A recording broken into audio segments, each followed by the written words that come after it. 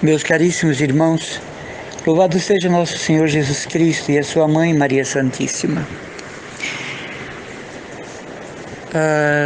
Amanhã nós estaremos celebrando a festa da Natividade de Nossa Senhora. O nascimento de Maria deve ser para nós um dia santo, porque vem ao mundo aquela que os profetas também anunciaram. O profeta Isaías comenta e diz: eis que a Virgem conceberá e dará à luz um filho e porá nele o nome de Emanuel.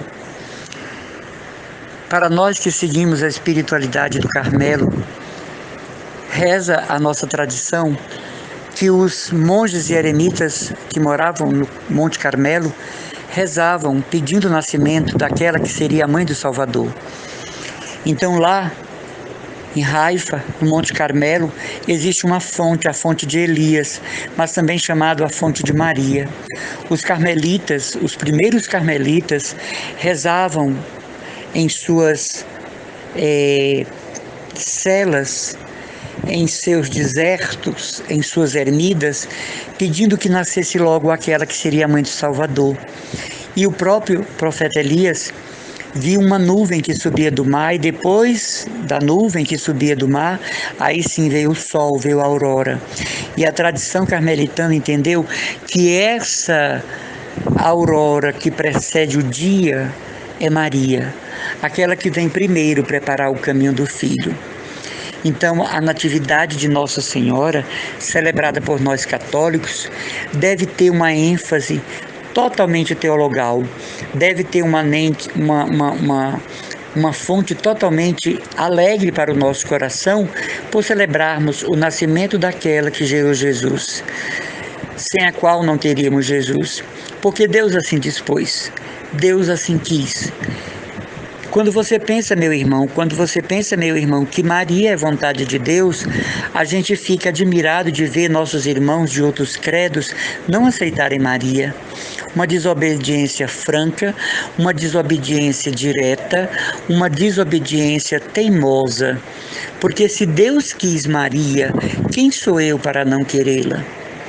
Reza Santo Afonso Maria de Ligório, no seu livro das Meditações para o Ano Todo, tem um capítulo que ele diz: nós cristãos devemos amar tudo que Jesus amou, tudo que Jesus quis bem. E Jesus amou Maria, e Jesus quis bem Maria. De maneira, diz Santo Afonso Maria de Ligório, que alguém que não está amando Nossa Senhora, que alguém que não está querendo bem Nossa Senhora, está desfigurado de Cristo, afastado de Cristo, em profunda dissonância de Cristo. Não há unidade com a pessoa de Jesus. É uma pena que no Brasil a festa da Natividade é pouco celebrada e quase passada em branco.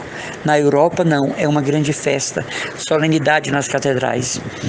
Mas, como só ia acontecer na Igreja do Brasil, a liturgia fica sempre em segundo plano, não tem valor, não tem importância, é feito quase que a revelia e celebrar porque é o jeito de celebrar qualquer coisa referente a Cristo. Estou falando dos péssimos, não é? Exemplos que nós temos de liturgia. Não estou falando da liturgia que é orientada pelo nosso arcebispo, que é orientada pelos nossos bons padres, pelas nossas boas comunidades, que são fiéis à Santa Igreja, que se levantam em defesa da fé pura. E, em falando em defesa da fé pura, meus irmãos, hoje eu queria tocar no assunto com você sobre esta fé ingênua que está percorrendo o Brasil. Nós tivemos ontem um sacerdote, desses que rezam às 4h30 da manhã, o sacerdote surtou diante do Santíssimo. E isso é muito feio para a igreja. Quem criou essa história de acordar de madrugada está levando as pessoas a histerias coletivas, a neurose, a psicopatias, esquizofrenias, pânicos, porque às 4h é o horário em que nós devemos estar dormindo para termos força para empreender o dia, né? Outro dia saiu a notícia que as carmelitas acordavam 3 da manhã e convidavam o povo a rezar com elas. Não é verdade. Às 3 da manhã as carmelitas estão dormindo. para poder se levantarem e enfrentarem um dia de trabalho e oração pela humanidade. Mas nós estamos vivendo uma fé ingênua. Quem foi que criou essas orações 4 da manhã? Os monges e monjas acordam 4h30, 5 horas para rezar a liturgia das horas, mas não fazem propaganda disso e nem colocam isso como um sinete de graça, uma condição de bênção. Então isso está virando uma coisa esotérica, isso está virando uma coisa doentia, porque as pessoas estão acordando às 4 horas para rezar o rosário. E isso é uma coisa criada por alguém um dia desse e todo mundo vai na onda, sem nem se questionar quem criou. A igreja aprova? O arcebispo está sabendo? O arcebispo aprova? A CNBB aprova? Não é? E aí, por causa dessa fé ingênua, está tendo um culto obsessivo a São Miguel. O que é um culto obsessivo? É um culto não orientado pela igreja, que não está nos reclames da fé. Veneramos São Miguel na hierarquia celeste dentro de algo programático da própria igreja, mas não São Miguel adorado, uma obsessão louca por esse santo arcanjo que tem valia, que tem valor, que é protetor da igreja, não é? Mas esse fanatismo pela pessoa de São Miguel, irmãos, a igreja não aprova. Também uma desfiguração do papel de Nossa Senhora, uma loucura intermitente, uma loucura descontrolada pela consagração pelo método de São Luís Maria de Montfort. Eu, irmão Emanuel Maria, já atendi mais de 100 pessoas, entendam, mais de 100 pessoas que se cansaram daquela corrente de ferro com um cadeado, que se sentiram angustiados e agora sim, escravos de Maria.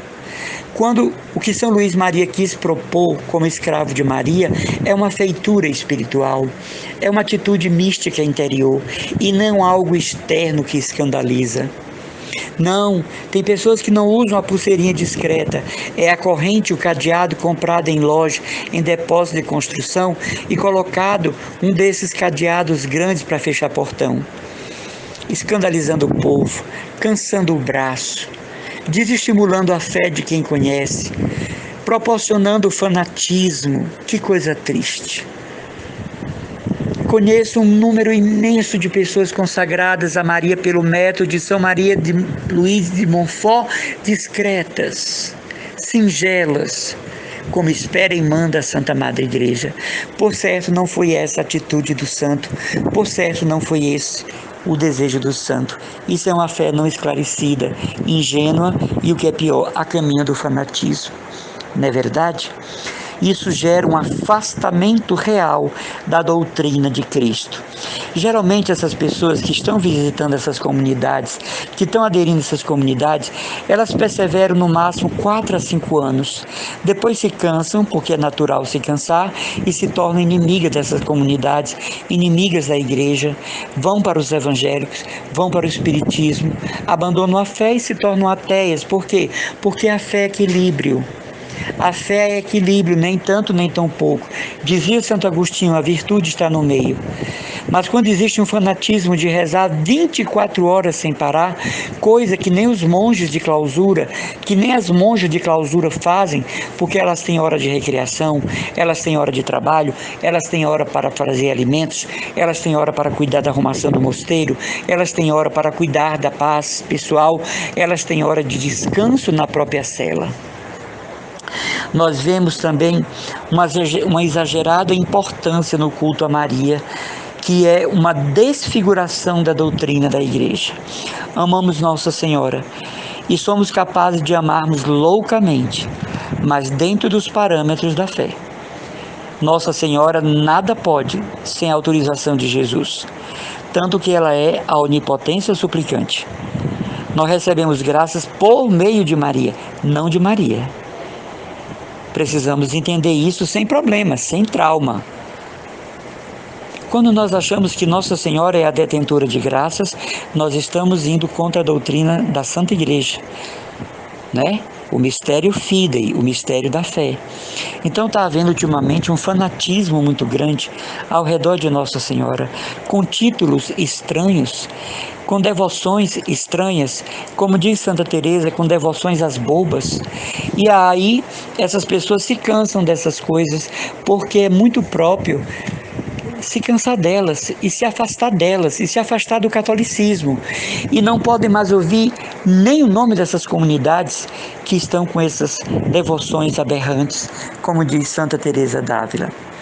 Eu quero chamar a atenção, não é, para algo que está acontecendo e que é verdadeiramente algo impressionante sobre a ação do diabo, sobre a ação de Satanás. E existe hoje uma propaganda em favor do diabo, e ele virou o garoto propaganda de muitas comunidades em Fortaleza. Comunidades que sem Satanás já não ganham dinheiro, que sem Satanás nem existem mais, que sem Satanás nem conseguem mais encher seus pátios. Cuidado, irmãos. Satanás é um derrotado. Satanás é um cão que ladra, mas está amarrado. Uma vez, Santa Teresa d'Ávila, Jesus mostrou para ela Satanás. E Santa Teresa disse para Jesus: é esse que me assustava? É esse de quem eu tinha medo? Meu Deus, um derrotado. Então, irmãos, em algumas comunidades, Satanás é garoto propaganda do carisma. Aquela comunidade não existe sem Lúcifer. O dinheiro que ganham é por causa de Satanás, que está provocando medo, susto nas pessoas. Mais uma vez eu repito, eu não estou falando das comunidades sérias, e você deve saber quais as comunidades sérias. E nem vou citar nome de comunidade nenhuma aqui, para não pecar contra a verdade. Mas as comunidades que estão ilustrando Satanás, você sabe quais são. Fuja delas. Procure a orientação dos sacerdotes, do pároco de sua paróquia. Peça uma entrevista com o senhor arcebispo e não se entregue a esse tipo de fé boba, não é? É uma desobediência clara às orientações pastorais da Santa Igreja. Que o Senhor nos abençoe, nos faça refletir que tipo de carisma nós estamos frequentando, e que, se nós pararmos para ver, nada tem com a Igreja Católica. Se nós pararmos para peneirar, nada tem com a santa doutrina católica professada por nós em nossa Santa Arquidiocese. Eu sou um pregador, mas nunca prego fanatismo, e quando vou às comunidades é para esclarecer os pontos doutrinais da fé. As orações e o abraço do irmão Emanuel Maria, consagrado que sou da comunidade Cristo Dominus.